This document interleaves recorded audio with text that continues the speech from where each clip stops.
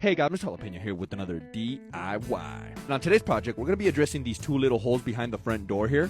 Doorstop at the bottom was not installed correctly, that's why the door slammed into the wall, but no worries, I'm going to show you how to repair it. Luckily, these holes are not too big, so I'm just going to try to keep the repair as small as I can. So first thing you got to do is lay down some plastic, that way you don't make a mess. Then get your utility blade and cut off any of the loose drywall that's there. This is just going to help the hot mud adhere better once I apply it. Usually when the holes are this small, you don't necessarily need to apply any mesh tape or anything. If the holes were a little bit bigger, I would address it differently, but in this case, I'm just going to show you how to do these small repairs here. So next, go ahead and grab some Easy Sand 5 or hot mud, whatever you want to call it. You can also just use regular joint compound or even spackle, but that stuff takes forever to dry compared to this Easy Sand 5. As you can see, I'm just using my 6-inch to fill in that hole. Just make sure you don't go too big with the mud, especially if you have texture on your walls. You don't want to texture too much. Let the first coat dry for about 10 minutes and then go ahead and apply the second coat. I always like to apply 2 thin coats of hot mud because the first coat sometimes shrinks and then the second coat just kind of finishes it off. That way it's nice and smooth. Once that dries, go ahead and grab a wet rag and clean around the patch. Remember, we're trying to keep these super small.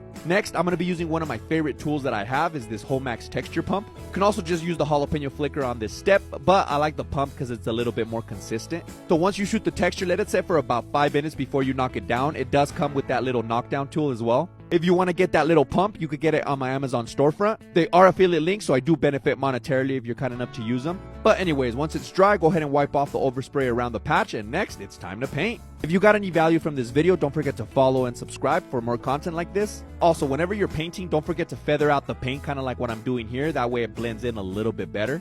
Obviously, the paint has to match as well, but as you can see, look, it kind of goes on a little light and then it darkens after a while. So what do you think of this repair? Let me know in the comments. Jalapeno Solutions. Boom!